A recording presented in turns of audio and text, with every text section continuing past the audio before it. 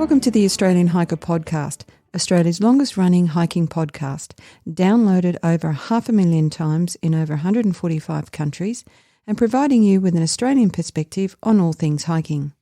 We're your hosts, Tim and Jill Savage. In today's episode 188, we catch up with a number of industry manufacturers and suppliers about equipment that has come out over the last year, what we can look forward to in the next 12 months, and the state of the industry given both the bushfires and COVID and the impact that's had. Now, since 2017, Australian Hiker has been attending these trade shows and talking to suppliers and manufacturers directly. And this has given us a chance to not only build relationships, but also to touch and feel the equipment in a hands-on situation. In both 2020 and 2021, these trade shows were cancelled due to COVID, so we found ourselves doing these interviews remotely. And over the past month or so, we've been catching up with these manufacturers and suppliers just to find out what's going on.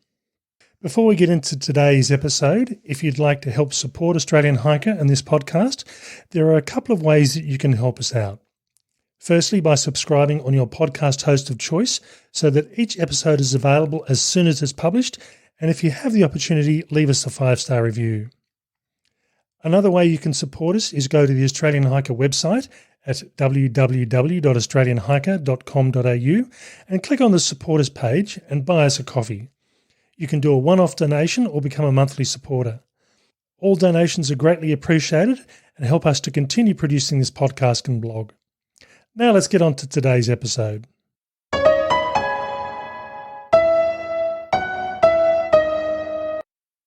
In our next interview, we're going to be talking to Dave Casey from Outdoor Agencies, and Dave's the brand manager for a number of products, including probably the main one, which is Osprey. So Dave, thanks for taking the time to have a chat with us. No problems, Tim. How you going? Good. All right, so tell us what news we have in relation to Osprey packs, in relation to packs that have been released and also product that we can look forward to over the next 12 months or so. Yeah, thanks. I guess you probably would have seen there's been a couple of packs that have been updated or launched over the last couple of months since the sort of winter's coming. So I guess the key ones, which everyone's probably seen, or if not used in the past or are using now, have been the Aether and Ariel families, the Talon Tempests, which are a smaller day hiking sort of style backpack, and the Daylights, which are a sort of a bit of a go-to jack of all trades, smaller day hiking backpack. So yeah, there's probably three key styles which have had big updates for this winter. Yeah. So the Aether and Ariel packs are probably a well-known one. So the Aether being the male version and the Ariel being the female version of that pack. What's so good about that range of packs? Why does it keep on being released and keep on being upgraded? Yeah, good question. I guess the Aether and the Ariel are kind of the workhorses of the Osprey range. I assume most people would know about the Atmos and Auras, which are an awesome pack to carry up to about that sort of 14, 16 kilos worth of gear. Some people can do 12 days with it. Some people would say it's only a 4-day walk style backpack. And then there's Exos and Asias and other styles, even lighter. But for, I guess, that bushwalker or hiker or backpacker, whatever you want to call them, who are needing or wanting a bag to do multi days, sort of 14 days in the southwest of Tassie or long stretches in Central Australia and so forth, and want to carry or need to carry a lot of equipment with them, the Aether and Ariel is kind of that workhorse backpack which can carry, in inverted commas, comfortably up to sort of 27, 30 kilos plus. So sort of just that big classic heavy-duty bushwalking bags. And what sort of capacity on those packs? Yeah, so I guess for the Aether, which is the men's ones, the Aether Plus, which I'll probably talk about that a bit more. There's an Aether Plus, which is sort of a fully featured, all the bells and whistles, and then a bit more of a standard Aether and standard Ariel, which has a few of the bells and whistles trimmed off. But they basically, for the men's Aether Plus, comes from a big boy 100 litres, an 85, a 70, and a 60. And for the ladies, there's a 60 litre, a 70 litre, and an 85, which is still really quite a large pack for most women. So there's sort of a large volume through to more of a smaller-ish volume as well, about 60 litres. And I think looking from the contact we had before we had with this interview that they've sort of almost superseded the Zenith and the Xena packs that were around for a while. Yeah, exactly. So they sort of have moulded two families into one. The Zenith Xena, which was traditionally that large volume backpack, and the Aether Aerial AG, which had been around as well for a number of years. They both sort of got squashed into sort of two families still, but come under the Aether Aerial umbrella, which makes it a little bit easier for people to understand which packs are which ones and so forth. Once you start having a million different pack families, it becomes a bit confusing, even for someone like myself who works with Osprey all the time. I was still getting confused sometimes of which one's which. So, yeah, makes it a bit more simple. And what's so apart from being the big workhorses, the big heavy carries potentially, what else is so good about the Aether and the Aerials? Yeah, so I guess the Aether and Aerial Plus, like I said, they're the fully featured bags. Probably something that a lot of people who were looking at the older Aether Aerial AG from the last few years, and if they had have done some research online and read a blog review and so forth that had come out of the US, they'd always mentioned the Daily Day Pack, which is a removable hood which can convert into a day pack. So I know if you're doing the overland and you want to dump your pack and bag a peak, you can dump your pack and turn that hood into a little day pack, chuck your water bottle and jumper and your sandwich and scoot off the top of the hill without having to worry about carrying another little something or rather to carry things in. And that was something that was only available in the US, quite frustratingly. But good news is that's available globally now. So what you find in Australia is the same bag as what you find in the US and so forth. So that's probably the main thing, apart from that really good heavy load carrying updated harness as well. That's probably the key features. So what's the harness like on these new packs? I mean, I know I'm used to the Osprey packs that have that trampoline style harness that sort of lifts it means you're not having the pack sitting directly on your back and getting sweaty. Is that what's continued with these packs? It's a little bit different. So that AG sort of style, I think Osprey sort of realised over the years of testing and so forth that once you sort of get to that sort of 16 to 18 max, probably more friendly 16 kilos, you start to max out how comfortable that sort of style of harness can perform for all body shapes. Sometimes we did find that in the old Aether and Aerial AG, that sometimes a smaller petite lady, it was a little bit trickier to find the perfect pack fit. So for those larger volume and larger weight packs, we've gone back to the Airscape frame sheet, which is a bit more of a classic sort of back contact. It still has some ventilated airflow with some channels and so forth, but it has a more classic sort of style of back panel and frame sheet. And the frame sheet's also injection molded, which means there's a little bit less wastage with having to cut a frame sheet out of foam. So it's a little bit better for the environment that way. Plus also being injection molded, it means you can add structure where you want structure for flexibility. So if you want flexibility in certain, axes, you can have flexibility there. But at the same time, you can, while injection molding, you can have it stiffer in sections as well. So it tends to help load the pack a little bit more efficiently for those sort of, like I said, that 20 kilos and above weights. Okay. So then on to the Talon and the Tempest. Now they're I'm familiar with the older model of this one, which I suppose for me it's a large day pack or a pack that I tend to use where I'm just doing sort of one night or maybe 2 nights and want something with not a lot of size. So what's happened with the newer model of these two packs? Yeah, I guess for the Talon Tempest, they still run from a smaller bum bag, 6 litre, all the way through to the larger sort of 44, 36 litre. Depending on women's or men's. So it's sort of a bag you could have used for a really short day walk or, like I said, a light overnighter. And for most people looking at the bags, they probably, again, wouldn't notice a huge difference. They're very, very similar in their shape and design in previous seasons.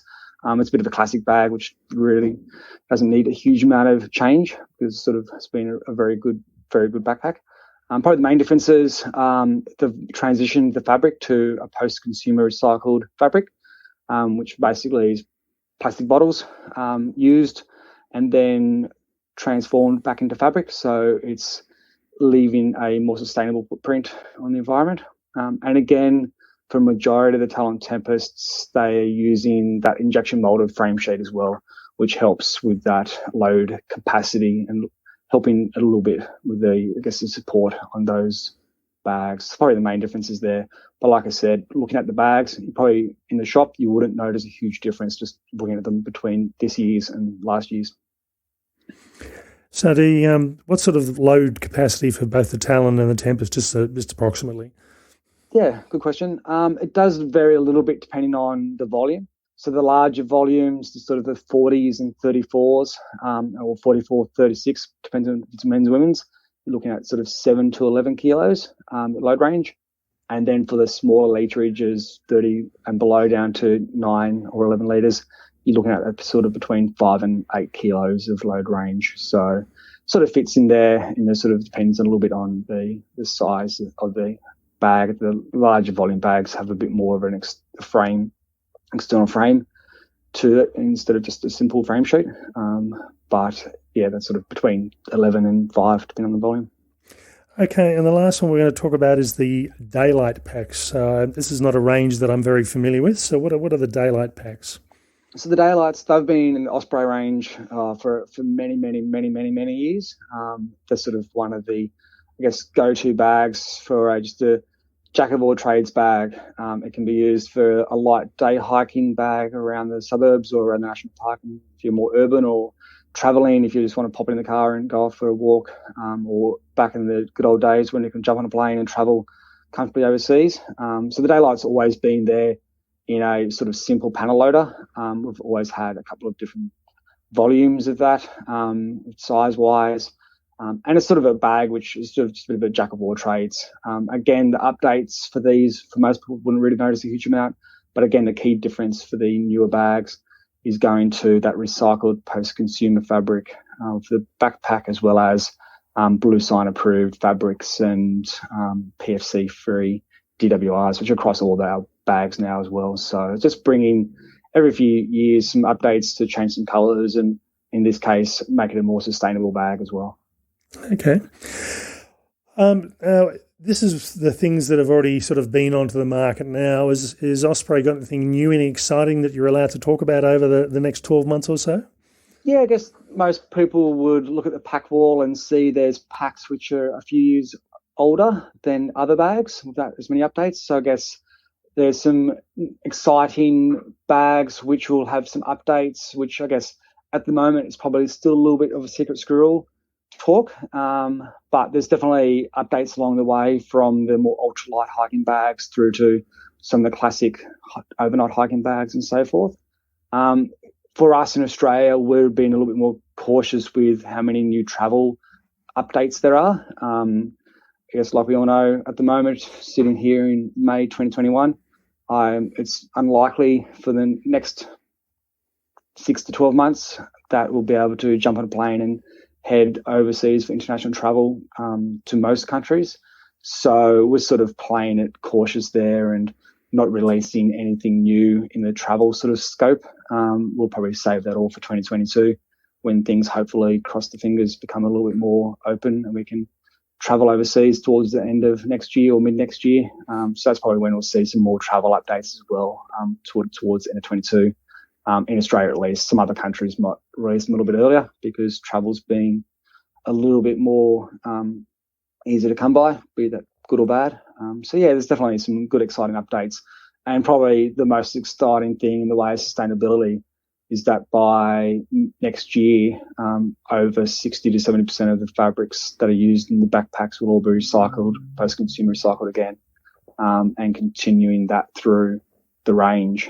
So that's exciting. And there's some new ski bags and so forth coming out as well, which will be good for the guys and girls who like to get in the snow. Again, our summer, unlikely to see much international ski travel, but next year there's going to be some good ski bags for backcountry and in resort skiing. So, just when we're on the topic of talking about travel, I mean, how have you seen the last roughly year since we last talked to you? I mean, I know people are sort of hitting the domestic travel at the moment, but I don't know, is that translating into hiking and outdoors, or is it it's pretty much business as usual at the moment? It's probably business better than usual in some ways. Anything with a travel in its name is a little bit on the slow side. I think that's sort of a bag for domestic travel, like I guess a doubles and those sort of things are still very popular. You can sort of pop that in the boot of the car or the back of the wagon and off you go for a trip, or you can still now, I guess, start to fly a bit more comfortably domestically as well. So those sort of style of travel bags are still going really quite well, and some good use of those. But anything to do with overnight hiking, day hiking, riding a mountain bike or trail running is going very, very well. I think this time last year when people were sort of, I would say, not quite stuck, but at least we were having to stay a little bit closer to home. And I think a lot of people reignited their love of the outdoors by not being able to go to indoor climbing gyms or to the fitness gym and so forth, but getting out and going to more suburban national parks or coastal walks or rural regional national parks and so forth. So they've been able to really get out there, and we've seen some really good amount of people getting outside and new hikers as well, which is the most exciting thing. And hopefully they can be converted into long-term bushwalkers and hikers now after the last 12 months of doing some sort of more closer hiking to home. So I think that's sort of very exciting in the way that I think it's going to be a new generation of bushwalkers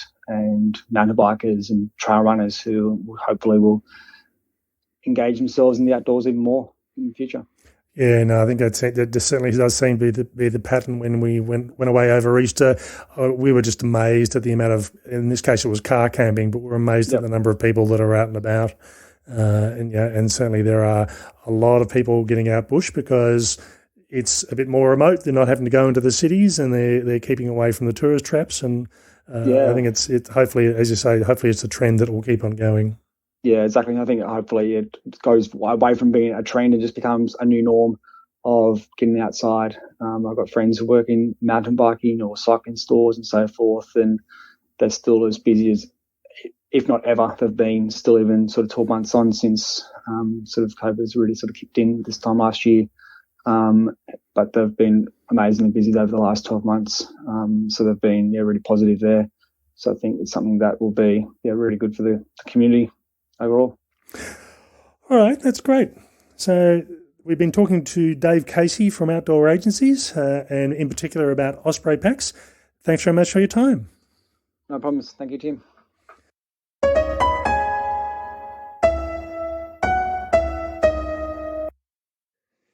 In our next interview, we catch up with John Pote from Wilderness Wear. Wilderness Wear is a well-known Australian supplier of outdoor clothing. All right, so John, thanks for taking the time to talk with Australian Hiker. Yeah, looking forward to it, Tim. Okay, so now what new product have you recently released? Well, over, say, the last 3 months, our Fusion range, the mix of wool, merino and polypropylene has really had a huge growth spurt in both socks and apparel. And we had a switch hoodie top that was released in men's and women's. So it's a base layer, but with an integrated hood neck warmer system. And we just haven't been able to keep up with production for the demand. So why the mixed product, the mixture of merino and polypropylene? What's so good about that? Well, I think I think we've spoken about it before, Tim. We call it the blending, the best natural fibre being the merino, with the best man-made fibre being polypropylene. And polypropylene's been on the market for decades, but it's the best properties of both of these yarns when knitted together or blended together just gives a perfect climate system, whether it's next to skin on the body or on the feet.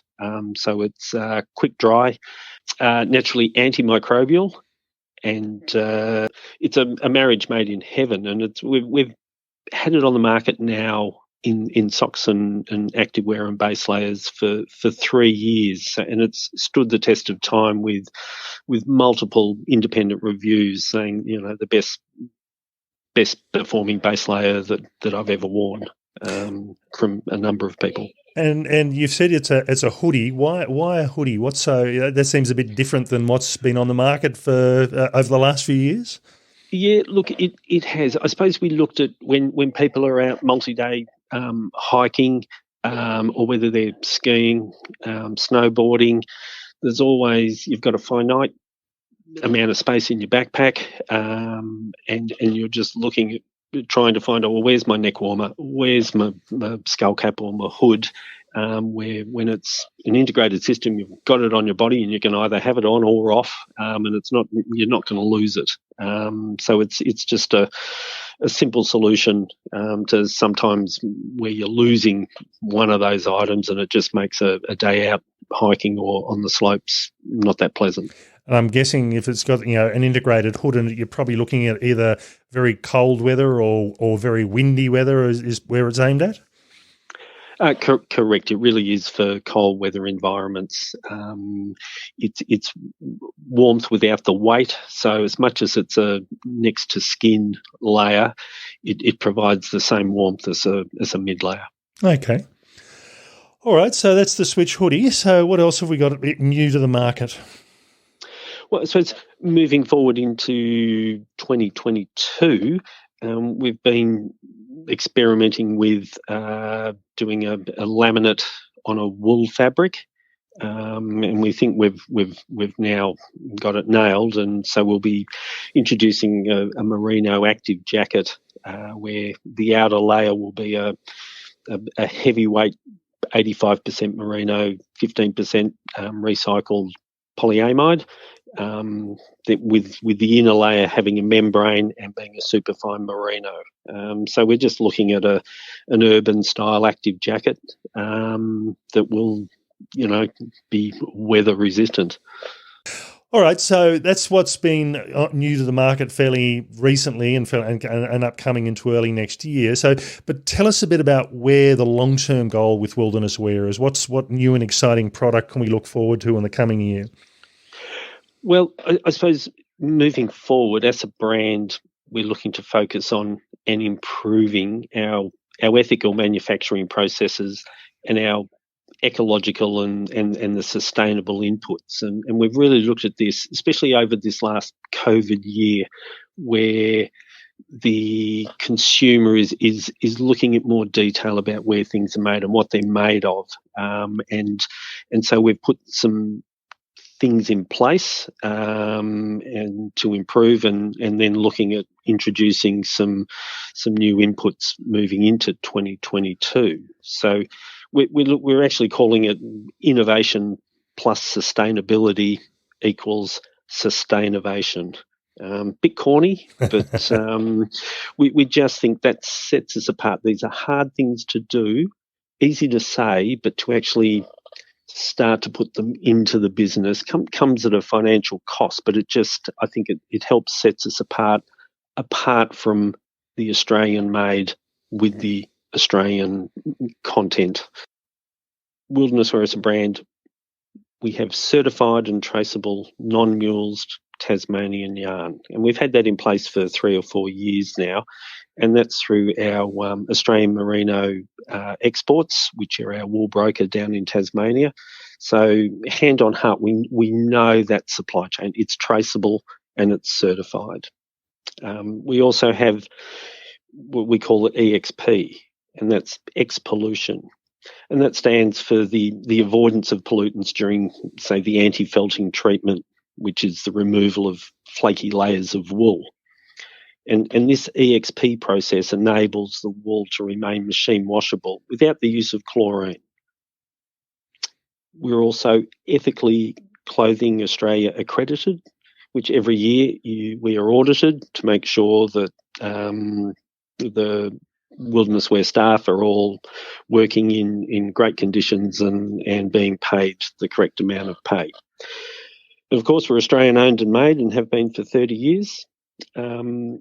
And what we've introduced over the last 6 months, we're looking to eliminate single-use plastics, and we're replacing all of our plastic bags with 100% biodegradable poly bags.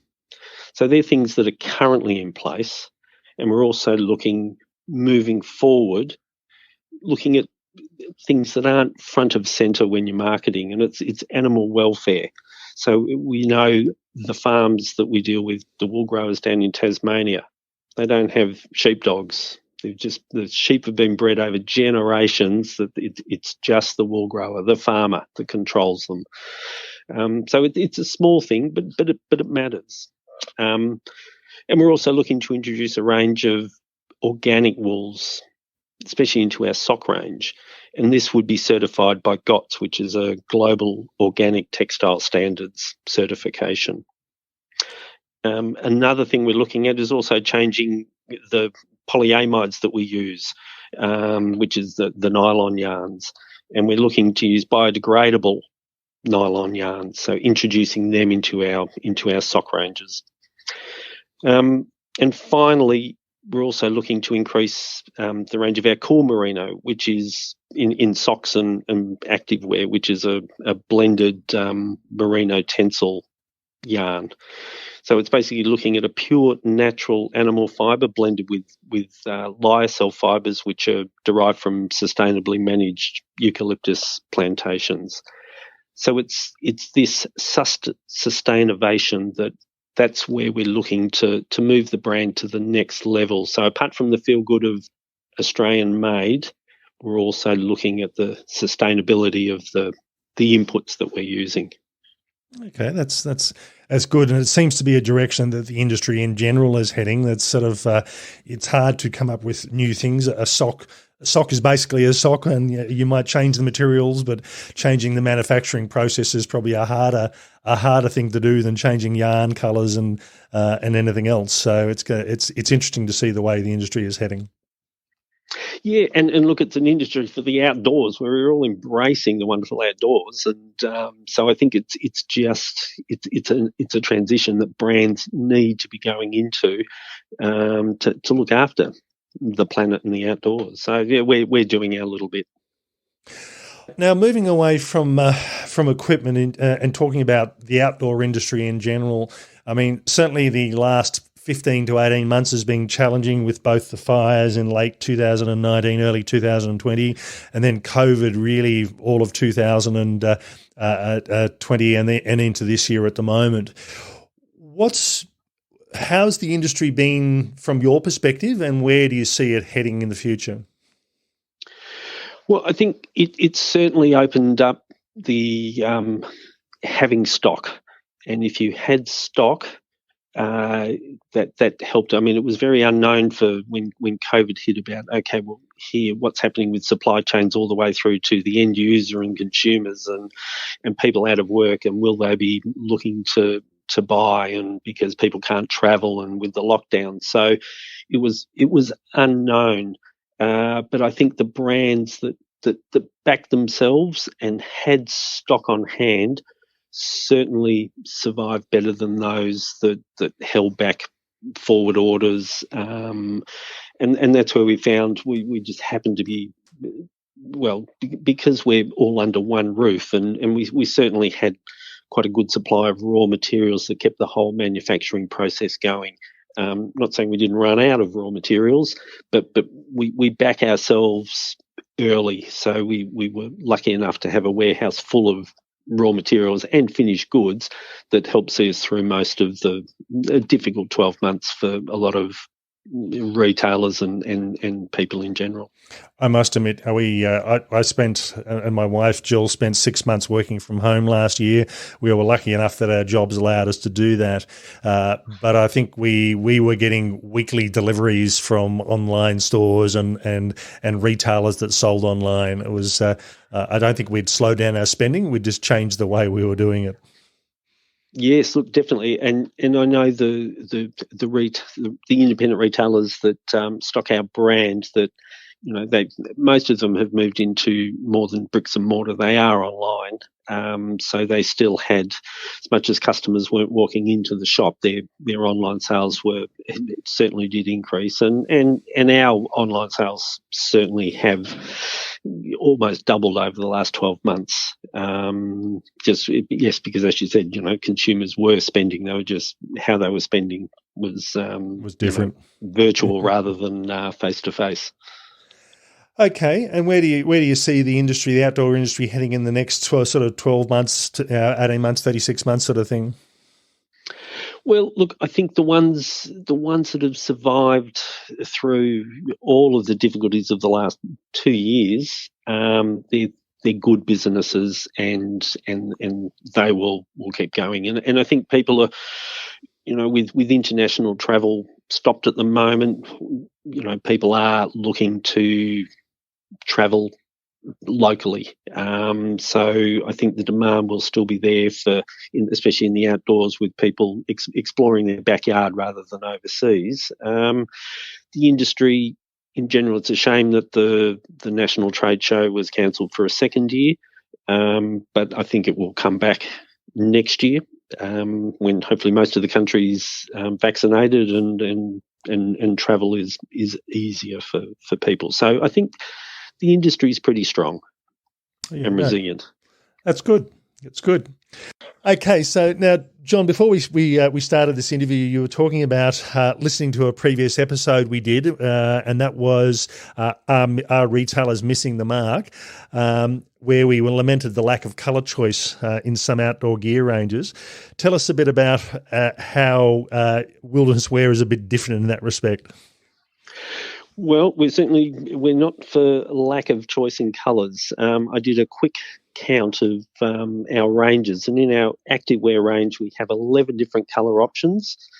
In our base layer ranges we have 14 different colour options. Across our hike socks we have 29 different colour options, and in our active socks we have 42 different colour options. Black is included, but we also offer a lot of colour alternatives. Oh, that's good. It's good to hear. Actually, it's sort of. I must admit, it's a lot of hikers do like the bland colours, but certainly Jill and I are not those sort of hikers. We like some bit of colour, and I in particular like leery colours. So it's good to hear that at least we've got an Australian company and an Australian producer giving us a bit of colour range. So that's great. Okay, so we've been talking with John Pote from Wilderness Wear. John, thanks very much for your time. All right, thanks, Tim.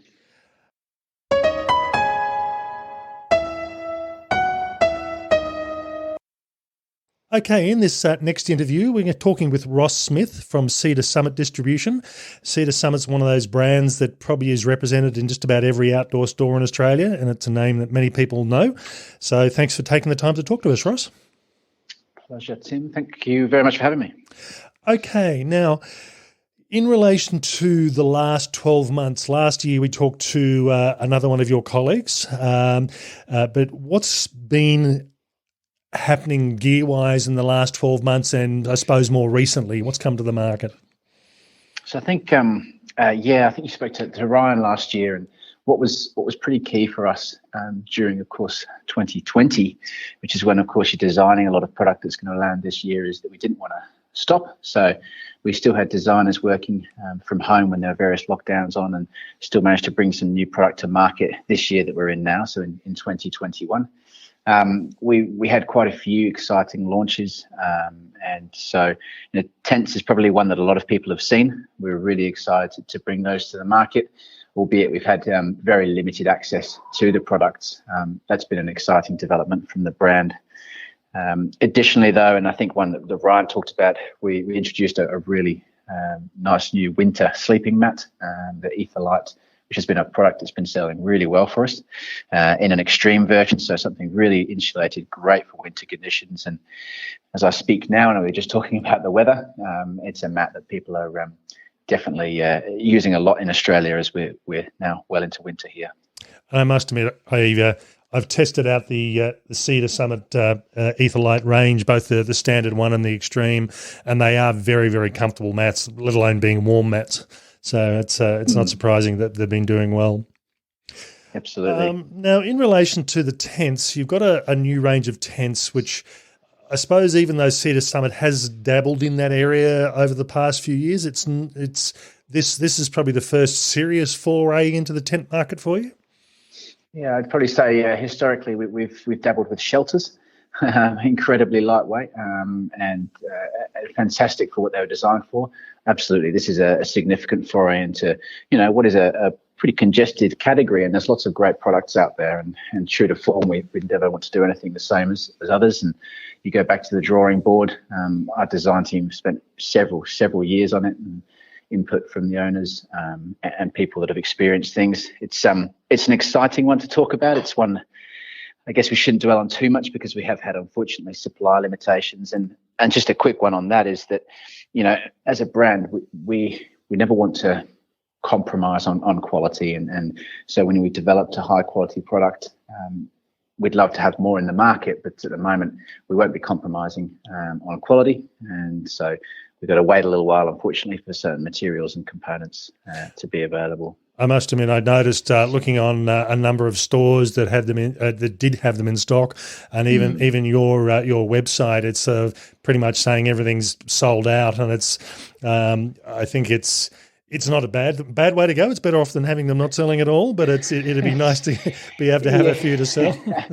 We'd certainly want some more. So quickly on that, look, there's another limited availability coming in July to retailers near you, and it's going to be a bit of a drip feed as we can get them throughout this year. And I guess I'll talk a little bit more on sort of where the industry's at a little later, I guess, in our interview. Yeah, I think one of the things that I haven't actually seen these new tents in the flesh, but certainly looking at the specifications and the images of them, they're not necessarily they're a lightweight. I wouldn't class them as necessarily as ultralight, but they're certainly a very lightweight tent. But I think the big plus with them is they're probably one of the most versatile tents on the market.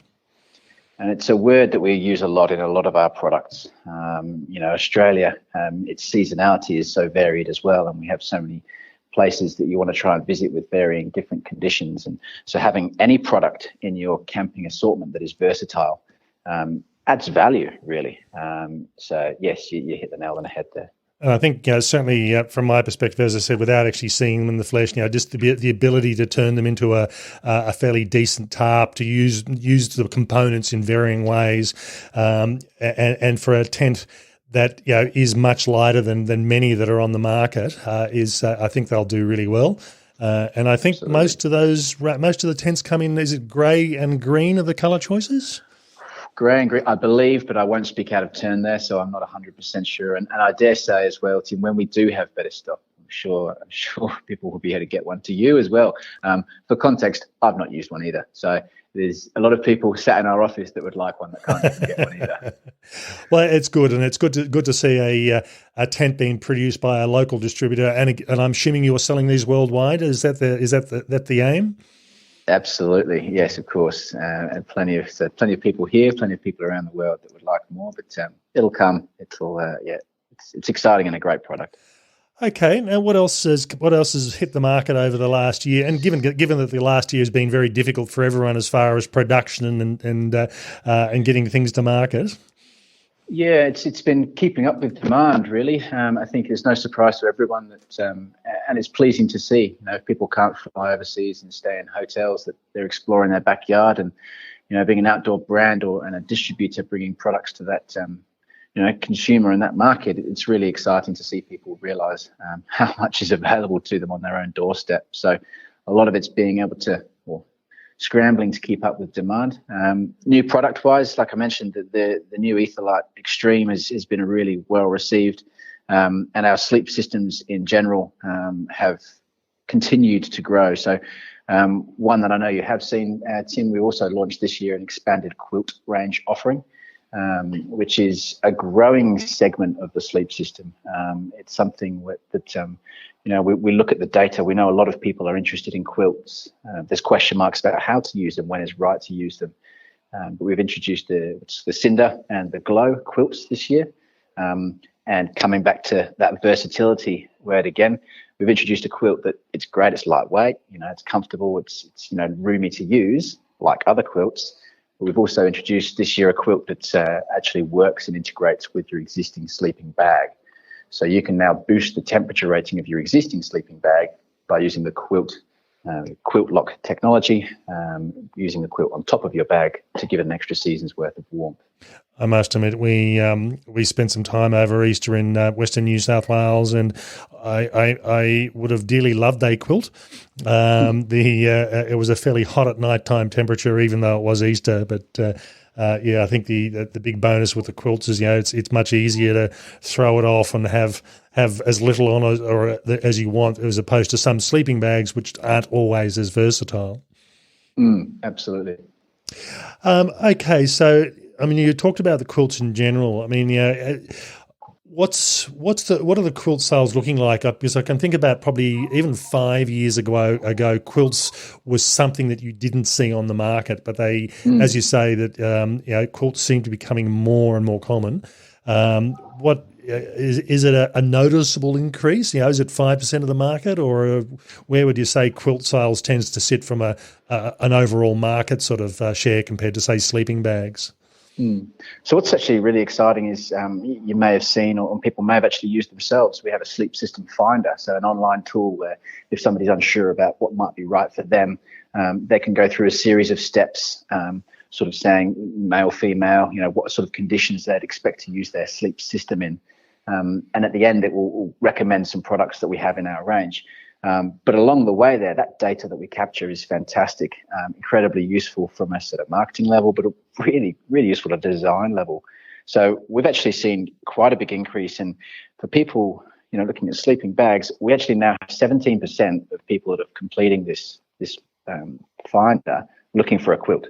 That's a fairly people, decent which amount. is fantastic. Yeah, and I remember talking to someone 2 years ago, and that figure was 12%.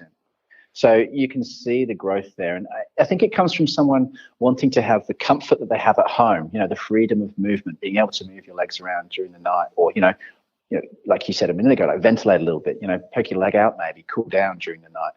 Having that flexibility and that versatility when you're camping, and that's where quilts really come into their own. Okay, that's good. And so you've got the Cinder and the Glow are the two main ones on the market at the moment? So we've had the Ember range for quite a while. This uses our high quality 850 plus loft down with really ultralight fabrics. And for those, gram counters out there, someone that wants the lightest weight, the Ember range we've had for a while has seen some small updates this year. And we've now introduced the Cinder. It uses 750 plus loft down. Really, really nice option, really a little more durable, slightly more water repellent finish, and a slightly sharper price, but still incredibly lightweight. And then a synthetic version, which is the Glow. So now we have sort of three options: our premium ultralight, a really nice technical 750 loft option, and a synthetic. Okay, that's good. So any other new and exciting product that's come to the market over the last year? So for the last year, that's probably where we're at. We continue looking at updating colours, refreshing products. Many people hopefully be familiar with the X series of collapsible kitchenware we have. Most people have bits and pieces in their packs. Our X cups and mugs have been around for a long time. We've refreshed the colours of those. Actually, really brought it in line with the Australian outback, which is quite a nice thing for us to call out. So some nice colours coming through that range, but no other real product development as such, but a little bit more coming next year, which we can probably talk about. Okay, so that leads us on to product for the future. So what exciting things that you can talk about that we can expect to see over the next 12 months or so?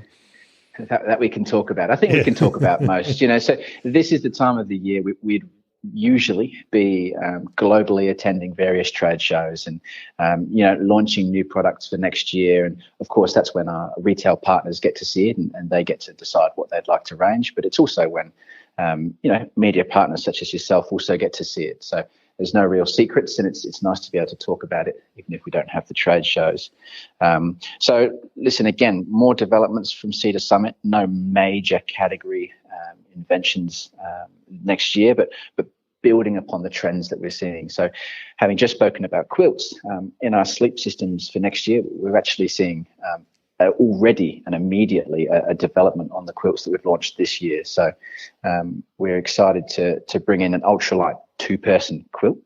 which I've had retailers ask for last year, and we've had consumers ask for. So that's going to be really exciting. And it weighs 650 grams, I think. So if you consider splitting that between two for an ultralight summer adventure, geez, at 325 grams per person, that's a pretty good option for your sleep system. Oh. So that's one, which is really good.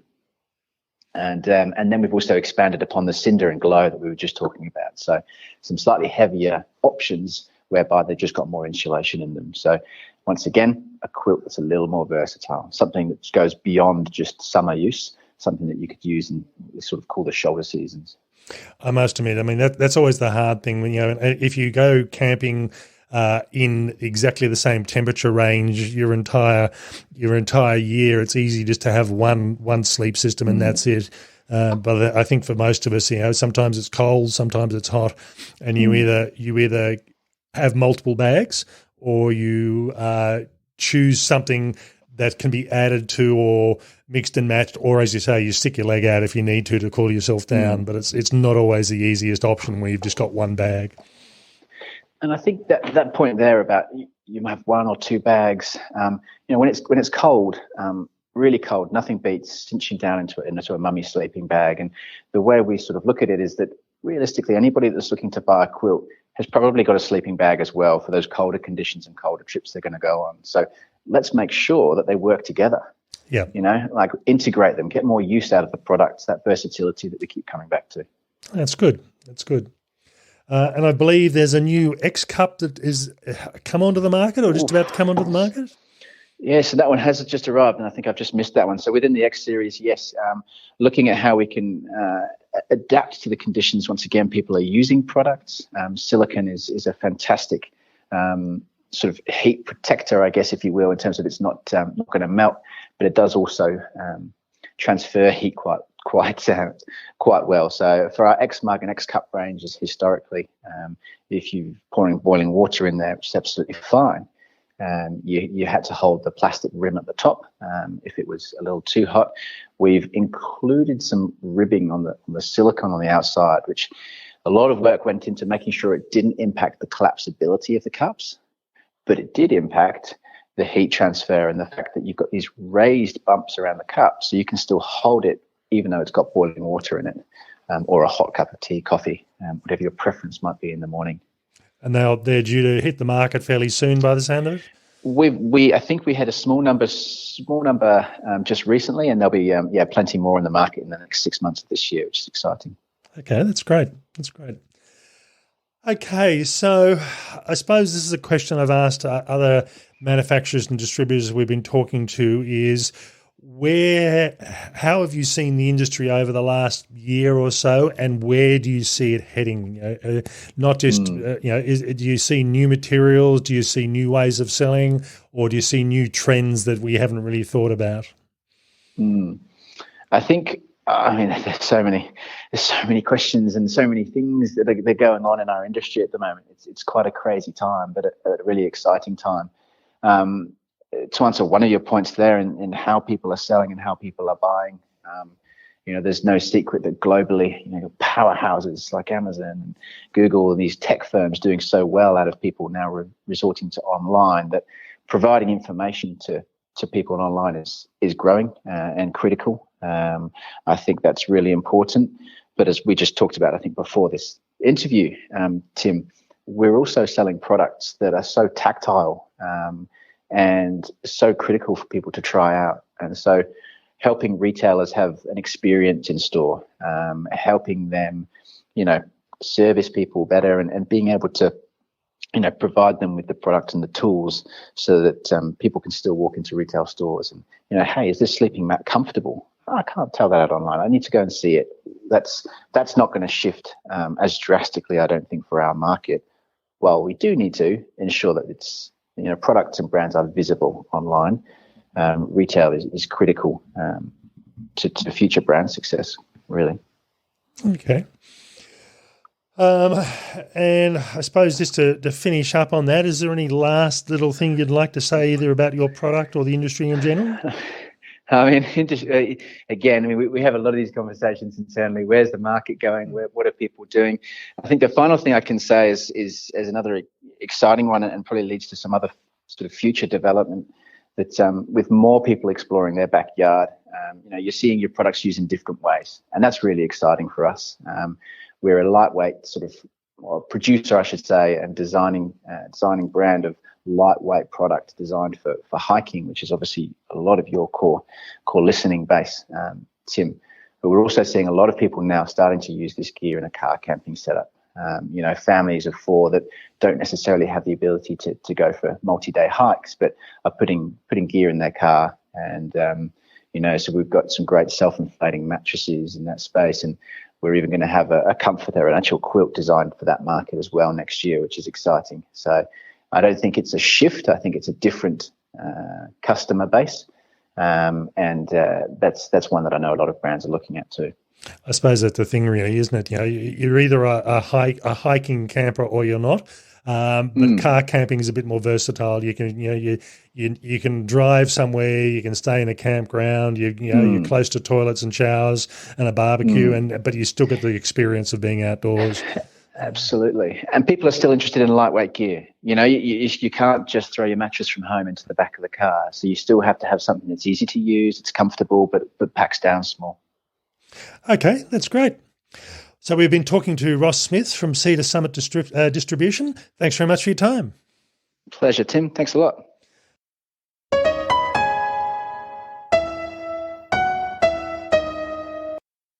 In this next interview, we talked to Ben Weisner from One Planet. Hi, Tim. How are you going? Good. Thanks for taking the time to talk with us.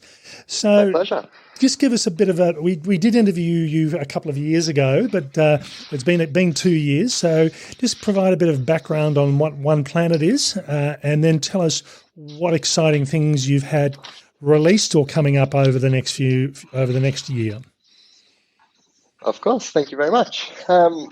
One Planet we're an outdoor brand. We're based down here in Melbourne, and we make sort of 4 main areas of product, which are rucksacks, tents, sleeping bags, and apparel, which sort of includes rainwear, warmwear, and gaiters.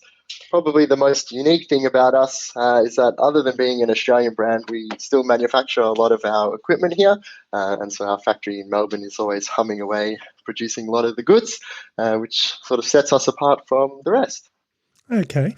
And then, now you did mention you're in Melbourne, so that means as we record this podcast, you're in lockdown, are you? We currently are, yes, in our second week of this smaller lockdown. But I believe your factory is in an area, so they're still manufacturing to a lesser extent.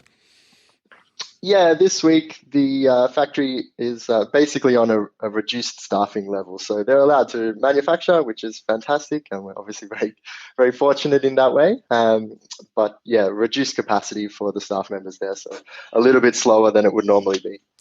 Okay, now before we actually go on and talking about the specific gear pieces, just give us an indication of how the last sort of 12 to 15 months has gone, given that the COVID situation that the whole of the country's gone through. How do you see that's impacted on you and on the Australian outdoor market? It's an excellent question, Tim. It's one of those things where it was hard to predict, as no doubt you've heard, and even today it's still hard to predict what will go on. Last year, probably the biggest challenge that we faced was the series of lockdowns here in Melbourne, and some of the earlier ones before things were all sorted out. We actually had to close our factory, which was more than 100 days we had to close. And with no manufacturing for 100 days, you can imagine how difficult that is. And we have a lot of customers across Australia and New Zealand. We could fortunately still dispatch a lot of goods, but by the time 100 days had passed, we didn't really have much left on the shelf to sell. And so we've been, since then, trying to catch up and produce the stock. But we're still waiting for that opportunity, waiting for that lull to really get things going and build some stock levels in the factory there. But the flip side of that is it's been quite busy, and it's been positive. A lot of people traveling local, traveling within Australia, and it does seem that there's been a good uptake in bushwalking or day walking, and people really adventuring in their local area. And that can only be good for the industry overall, I would say. Yeah, it's been interesting. I think I know from a personal perspective, we did a lot of online shopping last year, and Yes. Yep. things that we normally would have gone into a store to buy became online, and we had a package turning up from Amazon almost on a weekly basis for a number of months, just simply because we weren't being able to go to the shops and order and buy things. So. Yeah, and I think that's an important point. A lot of people that I talk to have been really doing their research, and in Melbourne especially, there's obviously been a lot of time people working from home and not commuting, and perhaps spending that time doing their research online. And in that space, we're getting a lot of really informed customers and a lot of people really delving into why this is a better product or what are the differences, and really asking good quality questions, and being genuinely interested in different aspects of the outdoor industry. So I think that's been quite a positive thing for everyone. Yeah, it's going to be interesting. I know it surprised me. We had a period of time where we were lucky in being based in Canberra, where we were able to basically get out and about and go walking. We had no restrictions that meant we physically had to stay at home. So we did manage to do a lot of walking and go do a lot of hikes. But I did get to a stage where I was doing some very short hikes and things I probably wouldn't have thought about doing, just to get the opportunity to get out and about. So I think we did notice a lot of people out that were more than we would normally expect to see. Yeah, I mean, it doesn't have to be the biggest adventure, the 10-day trip, that's a very aspirational journey, but it's just as valuable as a short trip around on the weekend or a 2-day adventure. Each to their own. They're all equally valid journeys, and I think it's good that people are just getting out there. All right. Okay, so where do you, I suppose this is a bit of a crystal ball question here, where do you see the industry going over the next year? You think once we actually manage to get a bit more normality back into the system, do you think everything will rocket along again, or how do you see things going? It's interesting. I think if you take living in Melbourne, we've got a good example where just like the post-lockdown period is very busy. As soon as people are allowed to go traveling again, there's quite a buzz, and everyone really wants to get out there. So I imagine there'll be something similar, whereas, as soon as New Zealand travel bubble opens up, or if you talk to the guys down in Tasmania, it's just booming a lot down there, and everyone's going to do all the nice walks, and it'll be a quiet winter, I suspect. I hope the ski resorts open up, but then I imagine next year, or next summer will be quite a good period, and there'll be still a lot of travel going on and a lot of adventurers getting out there doing different things. So I look towards that quite positively, I think. I think on the flip side of that, like the manufacturing side, there will still be some challenges. There's going to be some supply chain issues globally, even just slow shipping because there's not as many people out there shipping things around, or priorities in different areas. And there's certainly going to be some products that you won't see available that you might have seen before. But I think it will take 12, 18 months to bounce back, but I suspect it will all go quite well. So given that you were saying the factory was closed down for around about 100 days last year, does it mean you've pretty much cleared it, your warehouse out, and you're making the same models, or you've shifted over to a new set of models as well? A bit of both. Like, our range is quite extensive, so we've got quite a range of tents, which pretty much have all been sold. We do more than 100 different models of sleeping bags once you delve into each temperature, each size, each rating. And so a lot of those, we make those to order. So they're all still coming through, and they're very busy, and a lot of those are just having small updates. We do quite an extensive range of backpacks and duffels and accessories and things like that, which we all make here in Melbourne. And those, a lot are very consistent. We'll do some new colors in the new year, but we'll also updating some products, and we've released a couple of new ones, and we're going to have some updates at the Outdoor Retailer Show this year for sort of the next 6 months. So a bit of both. There's some old classics and some new and exciting things. All right, so that brings us on to the what's new and great. So what's new from One Planet that you've released over the last sort of 6 or 8 months, and what's new that you can talk about that's coming up? Yeah, great question. There's sort of 3 new bags in a range that we're calling the practical lightweight range, which is sort of a day and a half style backpack. And those 3 bags are the Extrovert, which is a 55 litre, it's about 1.3 kilos, the Tussock, which is a 60 litre, 1.5 kilos, and a Canopy, which is 50 litres, 1.4 kilos. So they're all that sort of 1.5 kilo area, and they're all, that 50 to 60 litre capacity. So there are sort of practical lightweight bags, and they're all using a harness we call the ExactFit Mid harness, which is a properly framed harness. It's got some natural ventilation in there. It's designed up to carry weights up to around 20 kilos. So a Goldilocks area, I would say, is sort of 10 to 15. And it's importantly got fits for both men and women, which is obviously essential. And we're using a fabric which we call Diamond Lock. It's about 210 denier nylon, and it's got an ultra-high molecular polyethylene grid that runs through it, which gives it a little bit of extra structure and sort of acts as a bit of a ripstop aspect to it. So those are our sort of practical lightweight bags. And what we think is really important about that, in the materials and the design, we're creating something that reduces the weight, but not in the practicality. So you don't have to worry about scraping it on some rocks or bumping it up against some tough eucalyptus regrowth, or if you're hauling up a little rock ledge. It's a lightweight bag that's going to be able to take the bumps and scrapes of everyday walking.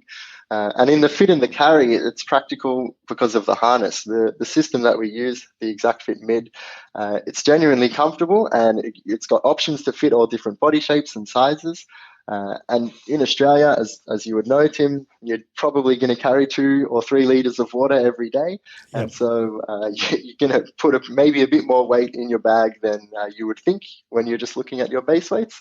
And we think that a lot of manufacturers reduce their overall weight of the bag by cutting a lot out of the harness, which is not really something that we're about.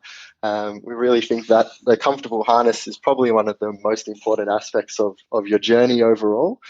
So hence the name, practical lightweight, and that's where we're sort of coming at. But you look at some of these bags, like the Extrovert, for example, at 55 litres and 1.3 kilos, it's a nice, tidy little bag that you can take on a weekender or something like that, and it'd be very comfortable for you. And 55 litres, quite enough capacity for the weekend. So yeah, we're pretty excited about these bags. We've been selling them for maybe 6 months. But as I said, we've been manufacturing them here in Melbourne and selling them, and they're around in all the capital cities. You'll see them at lots of the major stores there. And yeah, they've been going really well for us, and we're excited. Okay. At the ORA show, we were going to bring some of those materials across to our larger capacity bags as well. So it was sort of an update to a bag we called the WBA, and another one we called the Talangi. So yeah, it's sort of really spinning off and going quite well for us. Okay. So, I mean, it's the sort of thing that those sort of packs sound a reasonably good weight for the capacity of them. So, yeah, fantastic. By the sound of it, I think they should do quite well. All right. So, any other? They're really designed for the average bushwalker. Somebody that wants to reduce a bit of their base weight, but still maintain that comfort. Perhaps they're going from the larger bag down to something that is a little bit smaller, as their sleeping bag and their mats and everything else comes down to be a bit smaller and lighter. They need the backpack that goes with it. And so we're pretty stoked to be able to make these bags in Melbourne and have them, very competitive on the weights and the comfort side for any imported brand. So it's really good to be able to have a local option. All right. Now, you were talking about another bag, which is probably the opposite extreme, mainly by the sound of it, meant for people that work within the industry. Yeah, we've worked a lot last year in the lockdown on some new designs and some new ideas. And one thing we noticed was there's quite a gap in the market for the professional side of the industry, as you mentioned. The people that might be photographers or guides, those that are carrying pretty heavy loads or uniquely large loads, maybe around a 25 to 35 kilos and beyond. So we've released a bag called the BFG. It's the Big Friendly Giant, and it uses a harness redesign. It's based on our ExactFit harness, which is sort of the classic go-to bushwalking harness that we've had for 40 years. But it's an improved design that's for the heavier loads, so it uses slightly thicker foam. One thing we notice when people do carry those more extreme weights, the foams and the harness tends to distort around their body, and it doesn't provide them that healthy carry. So we worked on that, and the BFG was the fruit of all that labour. So moving away from packs, anything else within the sleeping bag or the shelter range, or you've pretty much said as it has been and sort of just making the same models? Yeah, in the sleeping bag range, we've got sort of 8 classic models, and within them, they come in various temperature ratings. They're all independently tested to the ISO rating, which is good. So there's options for men and women there. And we're doing some new things like bringing out some extra options in smaller sizes and different things like that. We're working on our quilt system as well. And one of the great things that we love about that is all our sleeping bags integrate with the quilts. So you can, purchase a -5 sleeping bag, and then if you wanted to use it in the wintertime, you could also get a quilt, and then you could use that quilt as a booster for the sleeping bag and create sort of a system that allows you to have multiple different options depending on your walk. So that's sort of coming through the whole range. But there's a lot of classics there that are going really well. This winter, we'll be doing the Bushlight sleeping bag, which is probably our most popular winter or deep snow backcountry style bag. And that will be coming in a small, so that will suit women and young people really, really well. That's going to be an exciting little update for us there. All right. So one thing I have noticed is the discussion on quilts and the range of quilts that's coming out from various manufacturers. So from your perspective, are quilts becoming more popular and more common in Australia? Yeah, I would say that for us, definitely. 3 or 4 years ago, we didn't sell many quilts at all, and these days we sell quite a lot more. And they are a good option for your sort of 3-season or 2-season, maybe some of the warmer climates. I still think the sleeping bag is truly the most popular option, and definitely the best option if you're going to go into some colder temperatures for sure. Yeah, that's great. So we've been talking with Ben Weisner from One Planet. Ben, thanks very much for your time. Tim, thank you very much.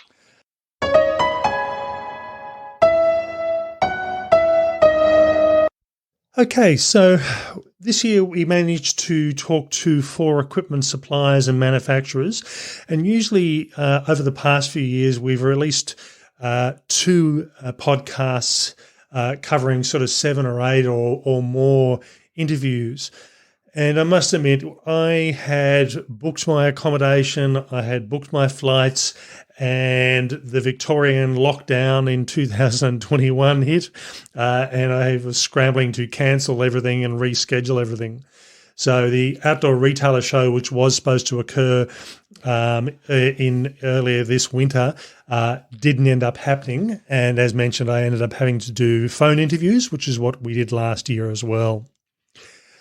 I think from my perspective, there were some common themes in talking to the manufacturers about what's going on in the industry, and I'll talk about that first. The companies that are doing the right thing are surviving and, in fact, thriving. They have been impacted by manufacturing issues. When you can't have the full number of people in your factories producing goods, it makes it really hard to keep up with supply. And also when you can't get access to the materials. So a number of the people we interviewed talked about supply chain challenges. So that's an interesting one that we don't often think about. So I think for me, the interesting thing was that while this was a time in the last 12 months of disruption and, it wasn't business as usual, they all really used the time well, if I can say that. They were thinking ahead and they were looking at designs and thinking about what's next and so on. And I think, that's a really great kind of sense of positivity that's in the sector. One of the other impacts that this is going to have on us as outdoor enthusiasts and hikers is typically there tends to be a cycle of when gear is released. You can always time it, if you like, in relation to the North American hiking season. Normally after Christmas, all the older range of gear has been sold out. Then the new range of gear comes in after Christmas. I think that's a bit out the window now. Yeah, it's definitely out the window. And the conversation I had with a number of manufacturers and importers was that basically there's nothing left sitting in the warehouse, or there was nothing left sitting in the warehouse in a lot of cases. So there is no old gear to get rid of in a lot of cases because it's already gone. So I think it'll be interesting. I think the sales pattern will be slightly different over the coming months. And I've noticed that even at the moment, normally June has some huge sales, and this year it hasn't been as big, simply because the gear just hasn't been there to shift. I think there were, good sales on some items, but not to the extent in terms of the range of product that there normally is. One of the comments that was made was that some of the new products that are being released in the market will often come out at the beginning of the calendar year. And there are going to be some instances where this new product will hit even before Christmas, which is not typical. And that means that we'll get the newest and the latest and the greatest, albeit in reduced numbers. Now let's talk about gear specifically. And again, this sort of repeats the pattern of what we've just talked about.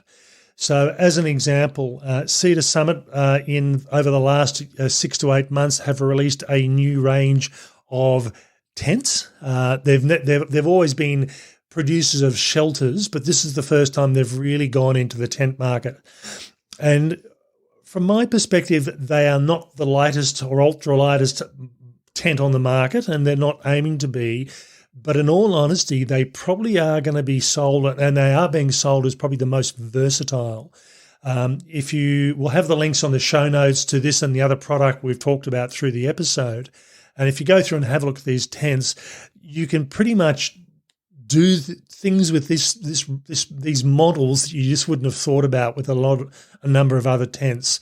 The configuration with the fly to turn them into virtually tarps, the configuration of how you do things, the fact that the bags that the tent and the materials are packed in actually form part of the tent itself. So instead of having gear pockets, the gear pockets are actually the bags that they come packed in. Yeah, that's great. That's so smart, isn't it? Yeah, and it's a good thing, I suppose, that you just can't get them at the moment because of the supply chain, because of the popularity. And Cedar Summit are a bit rare in a lot of cases that they're an Australian company, but they're a worldwide distributor. They ship into the US, they ship into Europe, they're Australia and Asia. So they're not just trying to deal with the Australian market, they're trying to deal with the worldwide market. So I think those range of tents will be in a bit short supply in the coming sort of 4 to 6 months. And if you are looking at them, don't think too long because you come back a day later and they're likely to be sold. So I think it's going to be a number of months before this and other product we've talked about is available in good supply.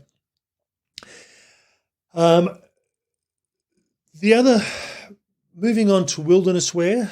Wilderness Wear, again, an Australian supplier of outdoor apparel, mainly merino-based, but also polypropylene and a hybrid-based.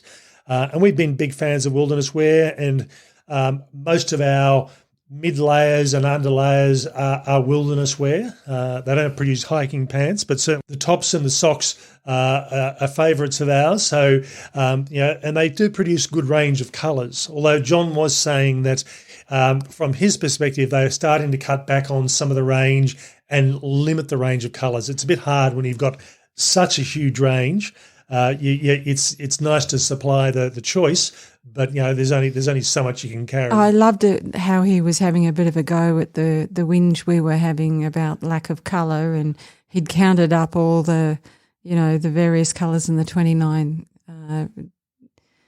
and the 29 coloured socks that they've got in a particular range. So that is fabulous, and obviously thinking about the local market. The other thing about Wilderness Wear is the sustainability of their product, the ethical tracing that they have in place.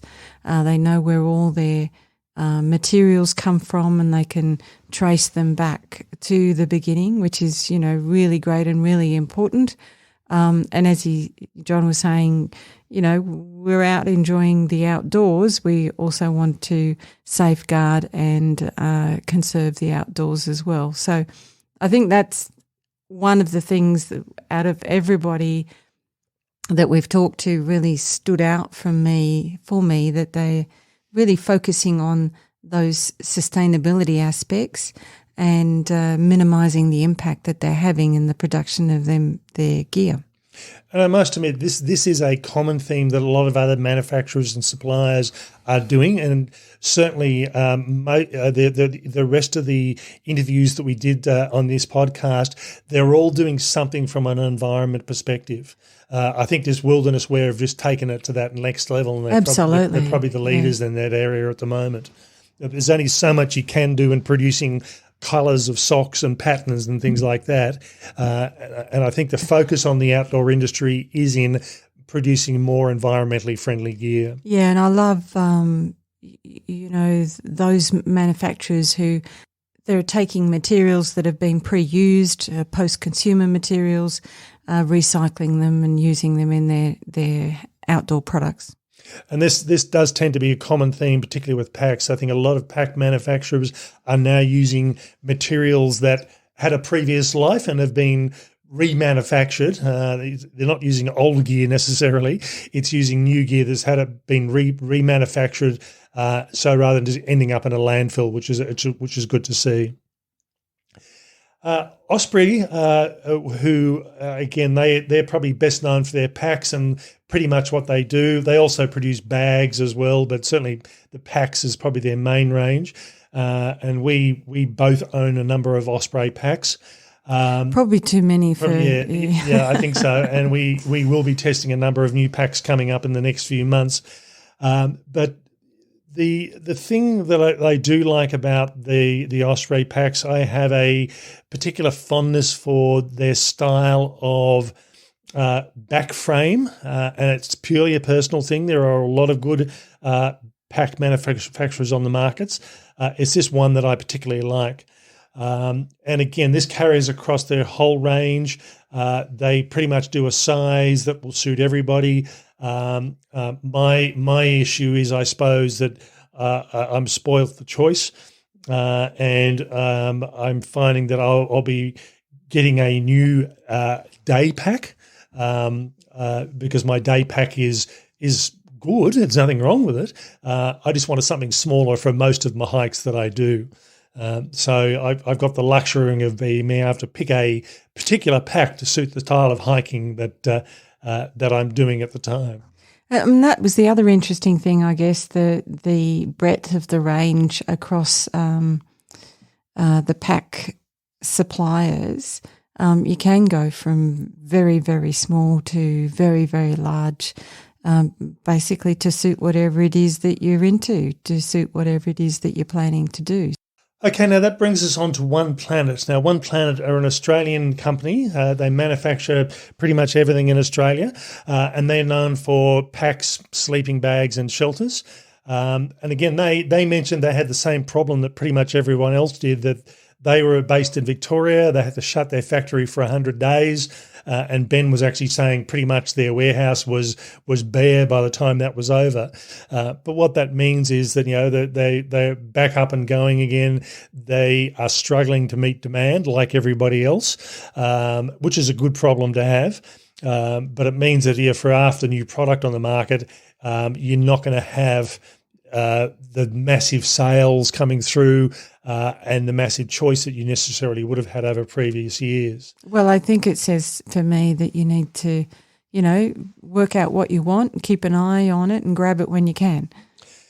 So Ben's main discussion was in relation to new packs that they'd gone through and released, and they've produced a range of lighter weight packs. I think they've always been known for their heavy duty packs, but they've produced a lighter range of packs in that sort of 50 to 60 litre range, which is as Ben mentioned, was a Goldilocks sort of sizing, and and all under that 1.5 kilo weight position. So it's a good option for people for looking for that mid-size pack in that good size weight category as well. And then we go to the opposite extreme where we've got their pack, which is called BFG or Big Friendly Giant, and that ranges from around about 100 litres to about 110 litres. And these are really packs that are aimed at guides that work in the industry. It's a big pack, isn't it? It is. If you ever go on a guided trip, the overland track or something like that, have a look at the pack that the guides carry, because they've got to carry things like satellite phones. They've got to carry, quite often they're carrying food for everybody, or if not all of it, but they're carrying a good chunk of it. They're carrying first aid gear. They're carrying their own equipment. So, everyone else is wandering along with a little day pack. Yeah, it's the thing. I mean, you don't see 60-year-old guides these days. They all tend to be in their 20s and 20s somewhere. They're super strong and super fit and can cope with it really well. But they need to be able to carry these sort of packs. But these packs are being produced to carry decent weights. If you're a guide, if you're someone who just carries lots of bulk, and it doesn't necessarily have to be heavy, but sometimes you might just be carrying bulky sort of product. Or if you're in a photographer carrying lots of gear, you've got to have something that matches what you're carrying. So there is a pack for everybody, and they certainly cater for that. Just to finish off, as I said, my comment here is that the pattern has repeated itself over the last couple of years, that the focus is heading towards more environmentally friendly. There's not as much new product coming onto the market that typically does, but I think the manufacturers and suppliers are waiting to get back to some sort of semblance of normality. And then they'll see what people are doing and producing. It's a good problem to have, but they're just struggling to keep up. So they're producing what they know rather than trying to bring new stuff to the market. Yeah, I'm not sure. I probably would disagree with that. They are doing some really interesting and innovative things, and I think as I was listening, I thought, you have to look really closely to really understand what they're doing. So the styling might look the same, the colouring might look the same, but how it's been put together, the materials that are being used, the way it's being packaged, all of that is very different. And I think, my suggestion would be for people to look at the detail, to look at the fine print, to really understand the changes that have happened, because I don't think they're macro. I think they're very micro. They're very impactful, but micro in the sense that the average person would have to look quite closely to be able to see and understand. That's true. I do agree with that. They're not big obvious changes, but they're small and they're not necessarily noticeable, but they do make a difference. Yeah, they're impactful changes, I think. Okay, so that's all for this episode and our discussions with manufacturers and suppliers of equipment on the Australian market. I am hoping that next year things will be back to normal again. I think get vaccinated. Yeah, I think by that stage that everybody should have been vaccinated. That's going to be, and we'll have a bit more of a normal sort of lifestyle. So we'll be back to visiting Melbourne in most cases, talking to manufacturers and suppliers and getting to handle gear. So we're looking forward to that. Okay, that's all for this episode. We hope you've enjoyed. Bye for now. And bye from me.